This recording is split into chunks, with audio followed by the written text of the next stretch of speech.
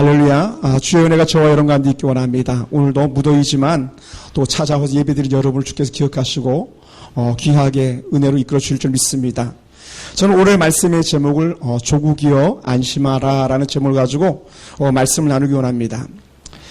사람들은 흔히 말합니다. 조국, 나라가 내게 해준 것이 뭐가 있는가. 또 오늘날은 또 국경의 문제가 좀 더 약화되어 가지고 나라와 나라 사이가 거의 많이 붕괴되어졌죠. 그래서 사람들이 이렇게 말합니다. 요즘 같은 시대에 조국이 무슨 의미가 있겠는가 합니다. 뭐 우리나라만 해도 712만 명이 재외 동포로 가 있으니까요. 해외에 거주하는 동포가 712만 명 정도 된답니다. 올해 통계에 의하면. 그만큼 이제 세계 지구촌 시대에 이웃처럼 되어 있는 그런 나라와 나라 사이 모습이 있기 때문에 조국이 어떤 의미가 있는가라고 사람들이 질문할 때에 우리는 한 사람의 말을 생각했으면 좋겠습니다. 미국의 케네디 대통령이 이런 말을 했습니다. 뭐 흔히 많이 알고 있는 말씀이긴 합니다만은 국가가 나를 위해서 무엇을 해줄 것인가를 바라기 전에 내가 먼저 국가를 위해서 무엇을 할 것인가를 생각해야 된다라고 그렇게 말했습니다. 저는 초등학교 4학년 때 허성이라는 그런 담임선생님을 통해서 한 사람에 대해서 들었었습니다. 그 사람은 누구냐면 가나안 농군학교 김용기라는 장로님이셨어요. 그 선생님 말씀하실 때 내용이 뭐였냐면 치약을 쓸 때 3mm 이상을 쓰지 말라라는 걸 갖다 교육했다 그러더라고요. 여러분 치약 얼마나 많이 쓰세요? 그죠? 저희 집도 치약 보면 쭉쭉 들어가는 걸 느낍니다. 뭐 한 달에 하나 정도 쓰지 않을까 생각되는데 물론 뭐 여러 번 씻어서 그렇겠지만 치약을 3mm 이상 써서는 안 된다라는 게 김용기 장로님의 그런 가르침이었다고 합니다. 그 가난농군학교에서 온 김용기 장로님은요, 조국이 안심하라 이 문구를 그 가난농군학교 기도굴들이 있는데 그 기도굴 입구에다 이렇게 써놓았답니다. 그래서 들어가면서 보는 거예요. 기도하러 들어가면서 조국이여 안심하라.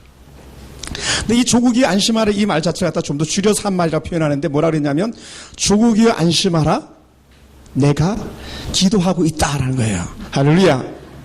그러니까 이 나라가 사실은 오늘까지 평안하고 든든히 자라간 이유는요. 오늘 김용기 장로님과 같은 그런 분들 또 오늘 사랑하는 성도 여러분 같은 기도가 있었기 때문에 민족재단, 구국재단 여전히 불철주야 기도에 불을 켜고 기도하는 사람들이 있었기 때문에 오늘까지 조국이 안전한 것이고 이 조국이 또한 안심할 수 있으리라 생각합니다. 우리 김용기 장로님은요 성경적으로 나라를 세우려고 힘썼던 사람 중 한 사람이랍니다. 그가 농촌 계몽운동을 하면서 했던 것은 항상 기준은 성경이었다는 것이죠. 그래서 가나안 농군학교 생활 헌장을 만들었는데 한 10살 정도 됩니다만은 자, 몇 가지만 소개해 보겠습니다. 그 제목이 뭐냐면 우리 결에는 이때 이렇게 살자라는 거예요. 이렇게 살자. 어떻게? 한 끼 음식을 먹기 위해서 반드시 4시간씩 일하고 먹자라는 거예요. 4시간 최소한 일해야 밥을 먹는다. 성경적이죠? 성경적이에요. 또 하나는 버는 재주가 없거든. 뭐도 없자? 쓰는 재주도 없자. 벌지도 못하면서 뭘 그렇게 쓰냐. 그래서 버는 재주가 없으면 쓰는 재주도 없도록 하자. 또 억지로 못 살지 말고 억지로 잘 살도록 노력하자. 잘 살도록 노력하자. 그리고 물질과 권력과 지식과 기술을 바로 쓸 줄 아는 그런 국민이 되자. 좀 뛰어넘어가지고 10번째는 이런 말씀을 했습니다. 방공 승홍의 길보다 먼저 빈궁을 타파해 나가야 된다. 빈궁, 가난한 것을 끌어버리자. 그리고 하라고 하는 국민이 되지 말고 뭐라고요? 내가 먼저 하는 국민이 되자. 마음에 많은 이게 짐이 됐어요. 제가 이 설교를 준비하면서 이 말씀을 보는데 짐이 됐어요. 신목사가 먼저 하도록 하자. 육체의 잠이 깊이 들면 물질의 도적을 맞게 되고 민족 사상의 잠이 깊이 들면 영토와 주권을 도적 맞게 되고 심령의 잠이 깊이 들면 영혼이 멸망케 되니 늘 깨어서 살자. 그리고 마지막 13번째는요. 창조주 하나님을 외국 사람에게 뺏기지 말고 우리 온 국민의 아버지로 삼자라는 거예요. 할렐루야. 하나님 빼앗기지 말자라는 거죠. 오늘날 우리가 하나님 빼앗기려고 얼마나 정말 애쓰고 있는 그런 악한 사람들이 있습니까? 또 우리에게서 믿음 빼앗아가려고 하는 사람들이 너무너무 많잖아요. 그럴 때 그거 절대로 빼앗기면 안 된다 말씀하신 거예요. 그래서 김용기 장로님이 불철주야 외쳤던 것 조국이여 안심하라. 그래서 그는 자나깨나 조국을 가슴 품고 기도하는 인생을 산 사람이었다라는 거예요. 그런 사람들이 있었기 때문에 이 조국이 오늘 있는 거죠. 사랑하는 성도 여러분, 저는 오늘 조국을 위해서 식음을 전폐하고 불철주야 기도했던 한 사람을 잠깐 손에 꼽고자 합니다. 그 사람은 오늘 이 본문의 주인공 느헤미야입니다. 느헤미야는 주전 445년, 예수님이 오시기 전에 무려 445년 전의 사람인데, 이 느헤미야가 바사 제국의 왕의 술 맡은 관원장으로 있는 거예요. 오늘날로 표현하면 최고의 그 왕 다음 가는 그 정도의 서열을 가지고 있는 그런 사람에 격한답니다. 왜냐하면 왕의 생명을 갖다 주관하고 있는 사람이기 때문에. 술 맡은 관원장, 요즘 말로 하면 대통령 비서실장 정도 되는 그런 직급이라고 흔히들 학자들이 많이 말씀하시더라고요. 이런 사람이 그 자신은 어느 하나 부족함이 없고 아실 것이 하나도 없는데도 불구하고요, 그는 왕의 총애를 받음에도 불구하고 그는 식음을 전폐하고 이미 오래전에 빼앗긴 그 나라, 약 141년 전에 빼앗긴 그 나라를 위해서 식음을 전폐하고 기도하는 그런 느헤미야의 모습을 바라보고 있습니다. 사랑하는 성도 여러분, 말이 그렇죠. 한 나라 2인자 정도 위치를 차지하고 있고, 그것도 이방 땅에서 이미 나라가 빼앗긴 지 140년 정도 이상 지났기 때문에 완전히 거기 정착한 사람들이 되어버렸거든요. 누가 봐도 그 사람 갖다 유대인이라고 말하지 않을 수 있을 만큼 그런 큰 지위를 가지고 있고 호사를 누리고 있는 그런 사람입니다. 그럼에도 불구하고 그가 빼앗긴 나라를 위해서 애통하고 있다는 것 자체가 얼마나 귀한 부분인지 모릅니다. 그러니 그의 마음 한구석엔요, 비록 자신의 수상궁에서 호사를 누리고 있지만 자신이 빼앗겼던 그 나라 예루살렘에 있는 그 백성들, 예루살렘의 그 허물어진 성전을 생각하고 그 성벽을 생각할 때는 제대로 단잠을 잘 수가 없는 그런 마음이었다는 것이죠. 그가 사라진 조국, 그 빼앗겼던 그 예루살렘 성이 그래서 궁금했던 겁니다. 마침 그때 이 느헤미야의 동생 하나니가 와가지고 예루살렘에 대한 소식을 이렇게 들려주기 시작했어요. 예루살렘 어떻게 됐어? 했더니, 형, 성문은 다 불타버렸어. 성벽은 다 무너져버렸어. 그리고 거기 있는 사람들 피폐해가지고 갈팡질팡 살 소망이 끊어져 버렸어. 실제로 역사학자 요세푸스 같은 그런 사람들이 이렇게 말합니다. 그 당시에 유대인들이 예루살렘 성에 죽어 쓰러진 것들이 너절너절하게 널려 있었다고 합니다. 전쟁이 끝난 그 이후 수많은 시간이 지났음에도 불구하고요, 예루살렘에 머물렀던 사람들, 남아있었던 그 사람들이 평안하지가 않았던 거예요. 거리거리마다 죽음으로 뒤덮여 있었다고 이렇게 표현했으니 그 소식을 들은 느헤미야가 얼마나 애통했겠습니까? 그래, 안타까움을 금할 수가 없는 거죠.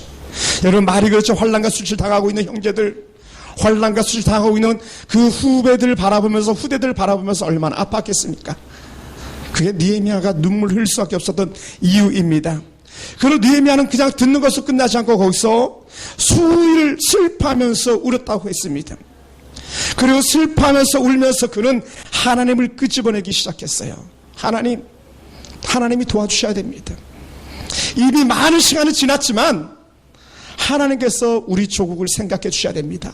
하나님이 예루살렘을 생각해 주셔야 됩니다. 하나님이 아니면 누가 돕겠습니까? 그러면서 그는 말씀을 찾아내었는데 신명기 28장 64절 말씀을 드러냈습니다. 신명기 28장 말씀은 축복과 저주가 연하여 있는 그런 장인데, 그 64절에 이런 말씀이 나옵니다. 여호와께서 너를 땅 이 끝에서 저 끝까지 만민 중에 흩어버릴 것이다. 너희 백성을 내가 완전히 흩어버릴 거야. 땅의 끝까지 흩어버릴 거야. 언제 흩어버리냐? 너희가 나를 떠나서 헛된 우상을 섬기면 내가 너희를 땅의 끝까지 흩어버릴 거야 라는 그런 말씀을 생각해냈던 겁니다. 그래서 이 백성들이 지금 땅의 끝까지 와서 포로로 끌려와 있고, 또 자국에 남아있는 그 백성들이 그렇게 수치와 멸시와 조롱거리가 됐던 이유가 뭐냐? 결국 하나님을 버렸기 때문이었다는 것을 그가 찾아냅니다. 그러면서 거기서 끝나지 않고 또 다시 새로운 말씀을 하나 찾아냈는데, 찾아냈던 말씀이 두 번째는 당신의 자녀이 돌이켜 회개하기만 하면 그 쫓겨난 자들이 비록 하늘 끝에 있을지라도 돌아오게 하겠다라는 거예요. 그것이 신명기 30장 4절 말씀이 이릅니다. 내 쫓겨난 자들이 하늘가에 있을지라도, 내 쫓겨나서 있는 그 백성들이 하늘 끝에 있다 할지라도 내 하나님 여호와께서 거기서 너를 모으실 것이며 거기서부터 너를 이끌어낼 것이라. 그래서 시편 기자는 이렇게 노래한 적도 있죠.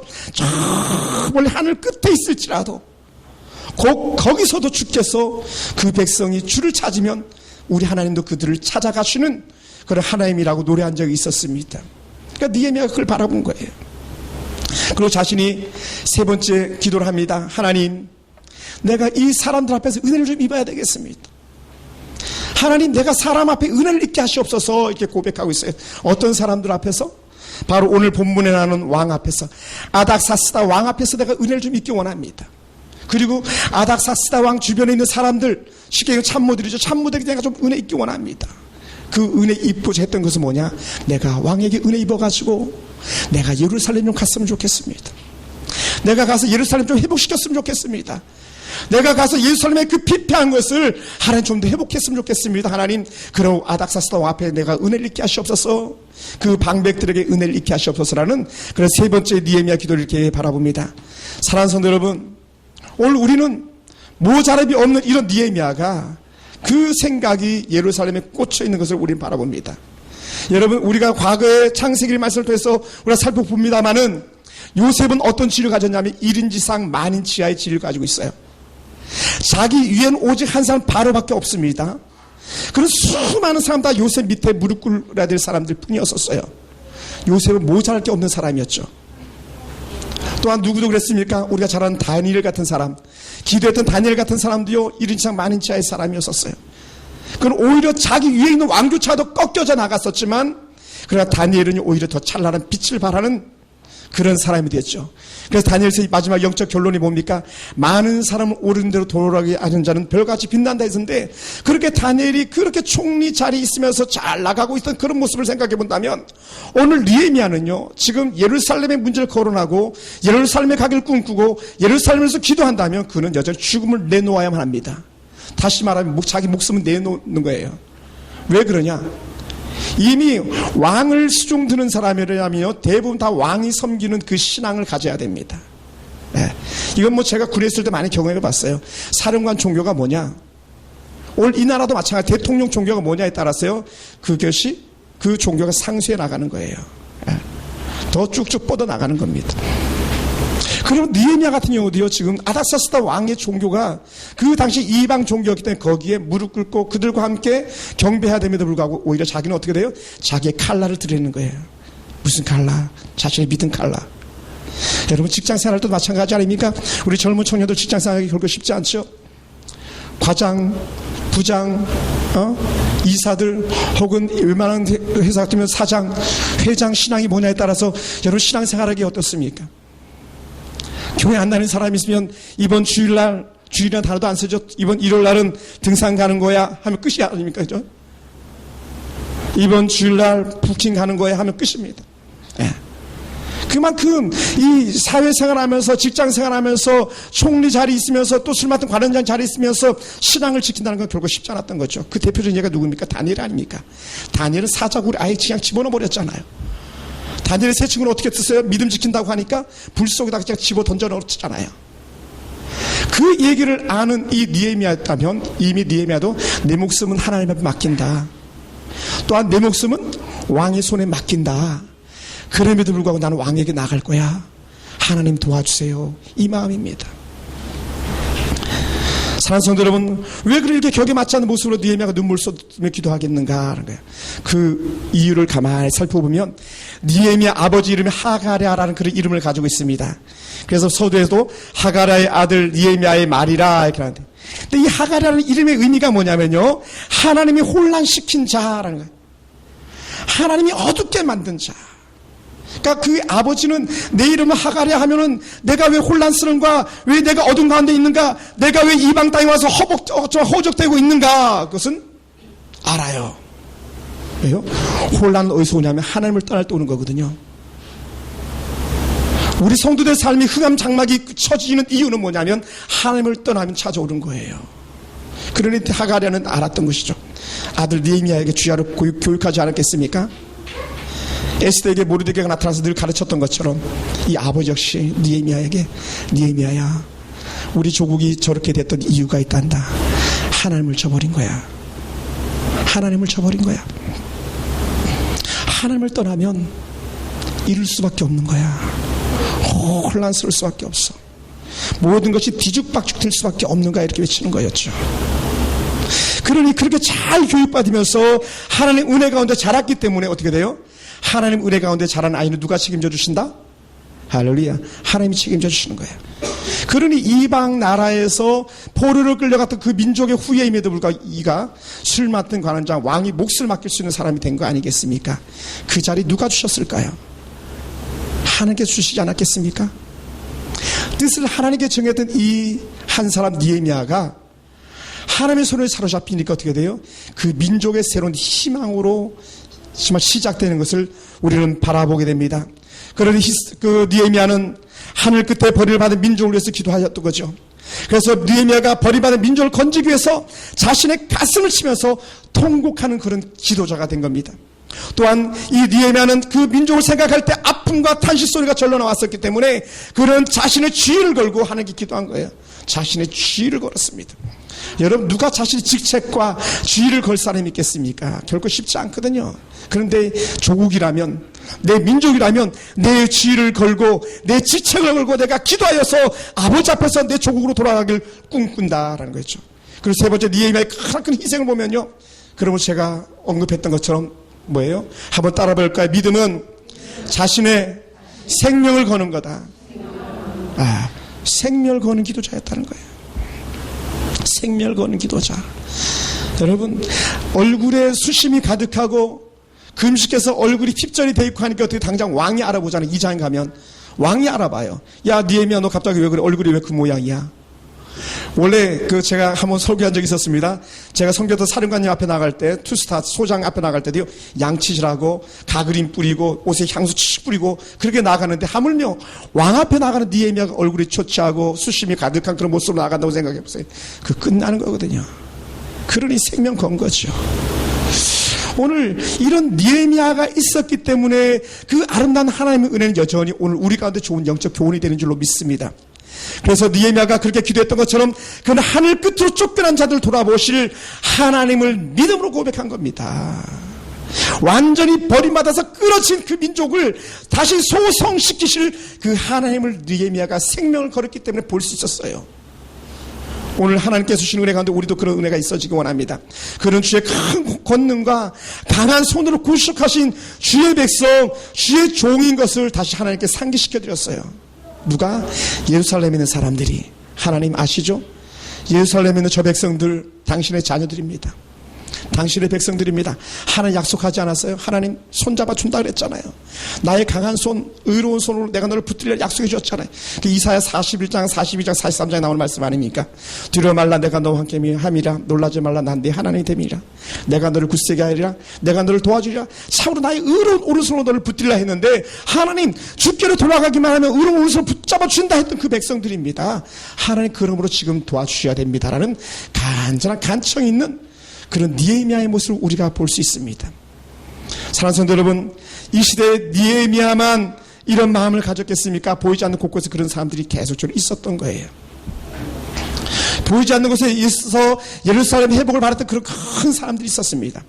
느헤미야의 동시대에 학사 에스라 같은 사람, 그 사람 포로로 돌아와서 하나님의 은혜 가운데 여호와의 말씀을 그 백성에게 깊이 있게 심어넣어주는 그런 사람이 된 거예요.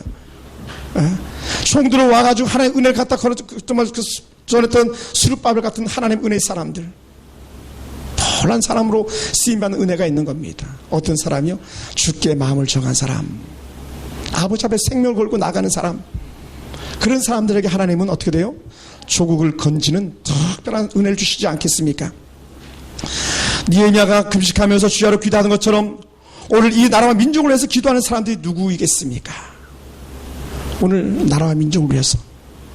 저는 가끔 도봉산을 이렇게 올라갑니다만, 도봉산 올라가면 도봉산 기도원이 있습니다. 도봉산을 올라간다는 게 아니라 도봉산 기도원이 있거든요. 도봉산 제일기도원이 있는데, 도봉산 제일기도원에 가면 항상 기도하는 사람들이 있습니다. 몇몇 전도사님, 어떤 목사님, 그분은 사역을 하시는 분들이 아니라 기도하는 사람들입니다. 계속 24시간 거기서 기도하는 거예요. 그리고 밥때 되면 내려와서 식사하시고 다시 올라가기도 하시고, 또 도시락을 싸서 가서 기도하시기도 하고, 그 돌 같은 그런 굴이 있는 바위 틈에 굴에 들어가서 이렇게 기도하시는 그런 모습을 항상 볼 수 있습니다. 오늘 이름 없는 그런 무명의 기도자들이 있기 때문에 오늘 여전히 이 나라가 지켜주고 있는 거 아니겠습니까? 지금은 닫혀 있는 것 같아서 제가 가보지 못하고 있습니다만은 삼각산 올라가면 우리 흔히 통일봉이라는 그런 민족봉이 있습니다. 큰 봉우리가 있어요. 거기서 매미처럼 매달려가지고 기도하는 사람들이 여전히 있더라는 것이죠. 오늘 여러분처럼 우리 민족재단 기도의 불을 꺼뜨리지 않길 원하는 여러분의 갈망이 있기 때문에 여전히 이 나라가 그렇게 쓰임받고 있는 것이 아닌가, 이렇게 다시 한번 생각해 보게 됩니다. 오늘 우리는 우리 개개인의 문제를 가지고는요, 우리가 금식하면서 기도하기를 잘합니다. 특히 교회의 하나의 기도 제목 가지고도 그렇게 할 때가 참 많이 있습니다.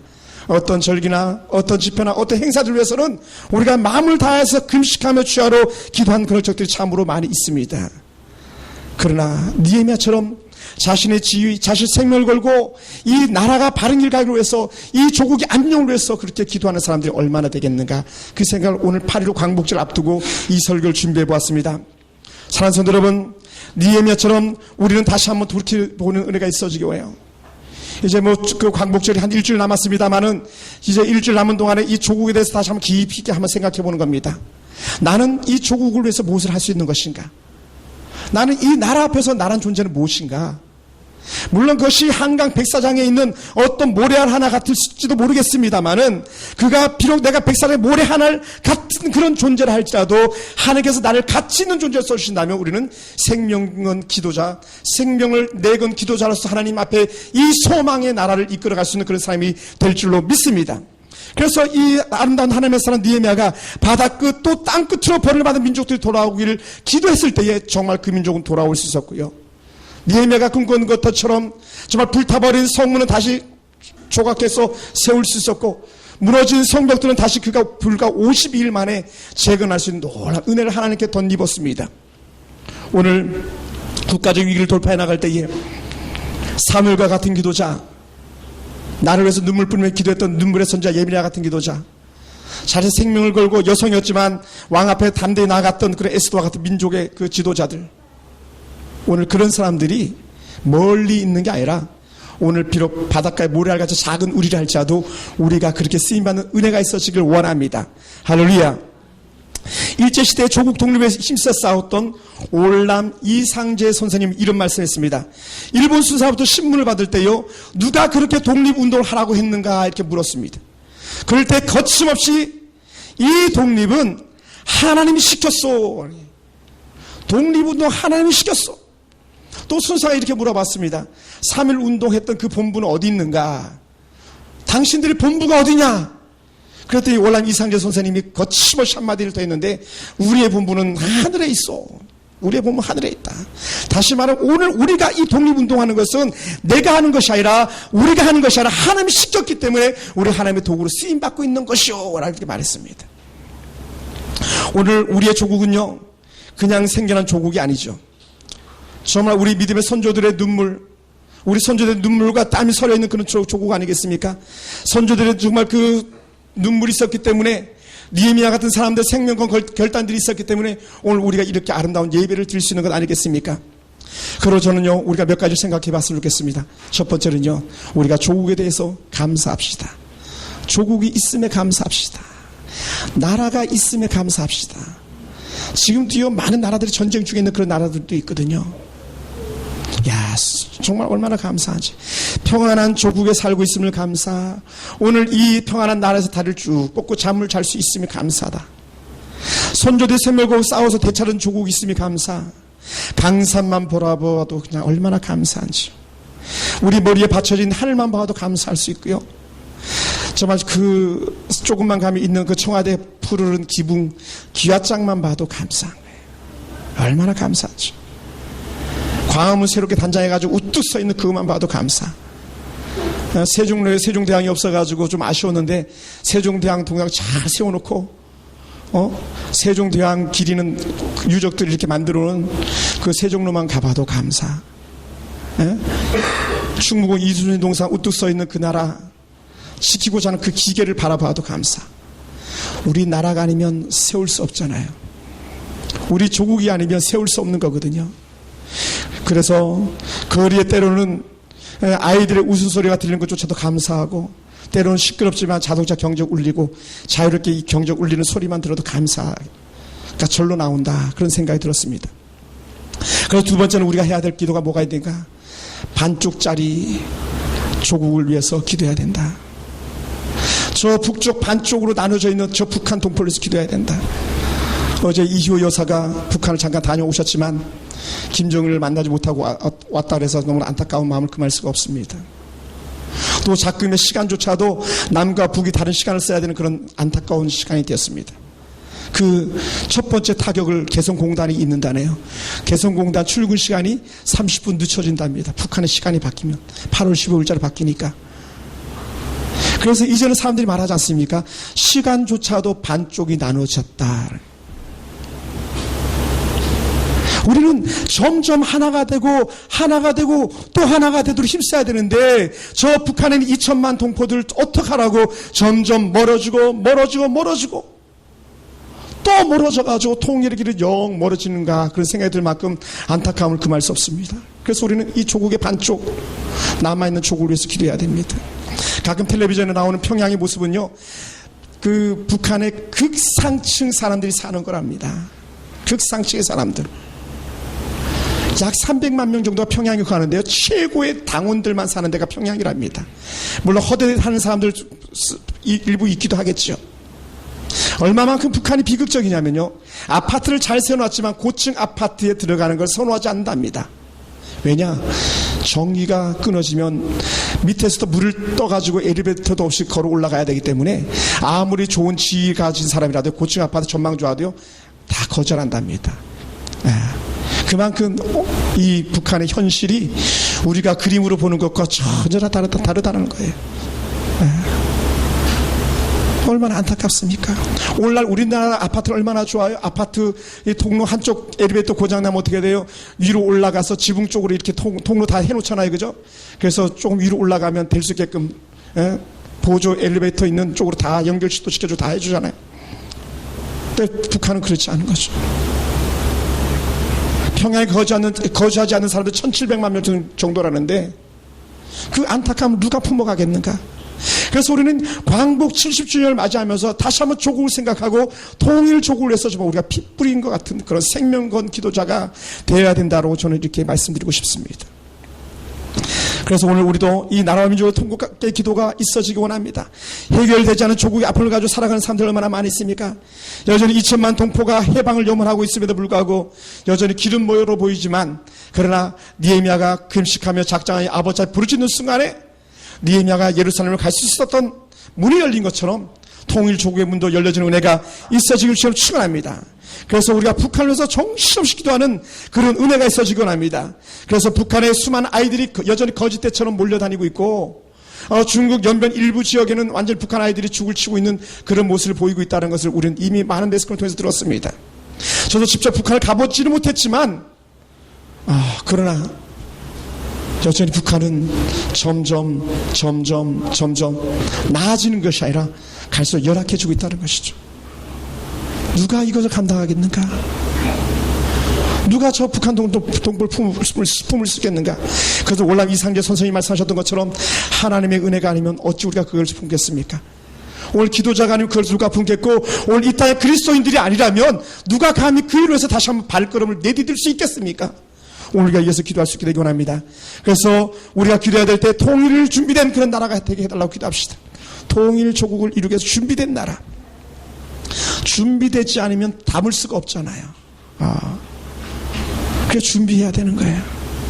그래서 박근혜 대통령도 통일을 준비하자 계속적으로 외치고 있는데, 얼마 전에 뉴스를 보니까 통일기금을 아이들이 10원짜리 100원짜리 막 저금통을 깨가지고 드렸다고 하는 그런 얘기도 들어본 적이 있었습니다. 돈을 준비하는 거예요. 통일기금을 준비하자. 통일날을 기도로 대비하자. 호련히 다가올 그날을 대비해서 깨어있는 한국교회가 되길 주로 축원합니다. 그러면서 우리가 잊지 말아야 될 부분이, 우리가 세 번째 하나님께서 주시는 은혜는요, 한번 따라해 볼까요? 나에게 주어진 책임을 다하자. 할렐루야. 하나님께서 주신 은혜 가운데서 우리가 주어진 책임을 다해야 되는데, 도산 안창호 선생님이 아주 명언을 말씀했습니다. 평양 칠성루이라는 곳에서 강연하신 중에 했던 말씀인데, 여러분, 어떤 사람은 대포와 총검을 가지고 나라 일을 합니다. 또 어떤 사람은 문필과 연설로 나라의 일을 합니다. 또 어떤 일은 적은 일로 나라 일을 합니다. 나라 일은 여러 가지가 있습니다. 시장에서 장사하는 이도 하나님의 나라 일이요, 호미로 김을 매는 자도 나라 일을 하는 자요, 저 솔밭에서 나무를 하는 자도 나라 일을 하고 있는 것입니다. 그 얘기 뭐냐면 예레미야가 했던 말씀을 그대로 새롭게 개혁해가지고 말씀해 준 것이에요. 너 가서 기다려라. 너 최선을 다해서 살고 있어라. 오늘 우리에게 맡겨진 하루하루 삶 속에 최선을 다하면서 내일을 기대하라고 했던 거예요. 어떤 열정적인 사람들은 자기가 하던 일을 다 내려놓고 자기가 하던 일을 포기하고 아무 일도 일어나지 않는 것처럼 자신의 삶을 다 포기하고 망치는 사람들이 얼마나 많이 있습니까? 희망이 없다고 불을 꺼버린 사람들이 얼마나 많이 있습니까?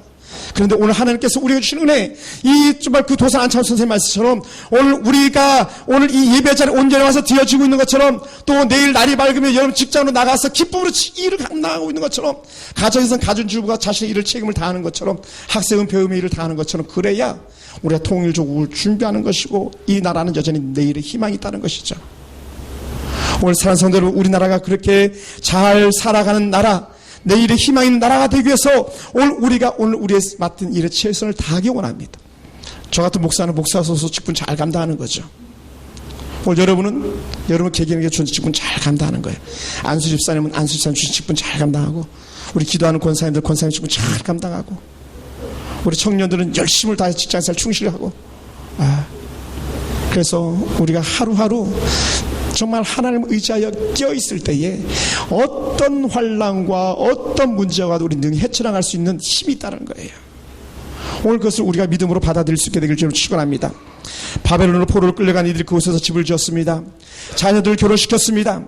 아이를 낳고 살아남아서 돌아갈 것을 준비했습니다. 하나님의 신뢰의 날, 회복의 날을 고대하면서 있었을 때 그들은 정말로요 1차, 2차, 3차 포로로 갔던 그들이 돌아올 수 있었거든요. 그의 후손들이 돌아올 수 있었습니다. 오늘 우리가 정신을 차려 근신하여 껴있을 때에 아름다운 통일의 그날을 볼 수 있을 것이고 더 나은 조국의 미래를 내다볼 줄 생각합니다. 그래서 오늘 우리는 다시 한번 생각했으면 좋겠습니다. 그 김용기 장로를 외쳤던 조국이여 안심하라. 어떻게 안심하겠는가? 한번 따라해 봅시다. 내가 있으니 조국이여 안심하라. 한 번 더 합시다. 기도하는 내가 있으니 조국이여 안심하라. 한 번 더 따라합니다. 오늘 내 삶에 충실한 내가 있기 때문에 조국이 안심하라. 사랑하는 성도 여러분, 광복 70주년 눈물로 맞이하는 그런 날이지만 더 새로운 거예요. 남유다가 포로로 끌려갔다가 70년 만에 돌아오기 시작했습니다. 오늘 우리에게 광복 70주년은 색다른 의미가 있는 해가 되기 원하고 통일 조국, 통일의 원년이 된다는 더 한량없이 즐겁고 기쁜 일이 아니겠습니까? 이 일에 기도하는 성도들, 우리 서광교회가 쓰임받는 은혜가 있어지기를 주님으로 축원합니다. 기도하겠습니다.